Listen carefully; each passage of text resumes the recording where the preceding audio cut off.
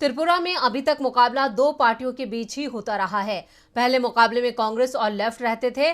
5 साल पहले कांग्रेस की जगह बीजेपी ने ले ली, जिसके बाद लेफ्ट और बीजेपी के बीच मुकाबला दिखाई दिया।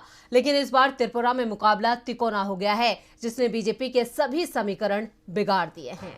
त्रिपुरा में इस बार किसकी बनेगी सरकार? चुनाव प्रचार समाप्त होने में 24 घंटे का भी समय नहीं बचा है और अभी तक मतदाताओं की खामोशी बता रही है कि इस बार परिणाम चौंकाने वाले होंगे, क्योंकि मुकाबला तिकोना है। दो गठबंधनों की लड़ाई में एक नई पार्टी टिपरामोथा की एंट्री ने पुराने सभी समीकरण बदल दिए हैं। त्रिपुरा पहुंचे केंद्रीय गृह मंत्री अमित शाह ने तो यहां तक दावा कर दिया कि मुख्य मुकाबला बीजेपी और टिपरामोथा में होना है, जबकि टिपरामोथा 60 में से 42 सीटों पर ही चुनाव लड़ रहा है। अमित शाह के बयान से साफ हो गया है कि इस नई पार्टी ने सबसे ज्यादा नुकसान बीजेपी को ही पहुंचाया है। 2 साल पहले ही प्रद्युत देव वर्मा ने टिपरामोथा नाम से पार्टी बनाई थी। त्रिपुरा के आदिवासी इलाकों में हुए निकाय चुनावों में टिपरामोथा ने कमाल कर दिया था।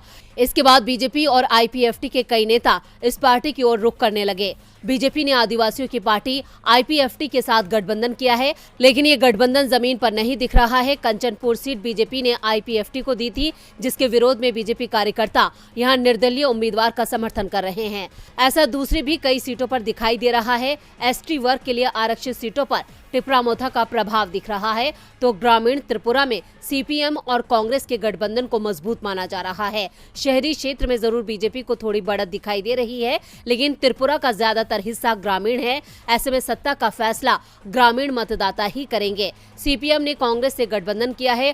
कांग्रेस यहां 13 और सीपीएम 43 सीटों पर चुनाव लड़ रही है, जबकि 4 सीटें दूसरे सहयोगियों को दी गई हैं।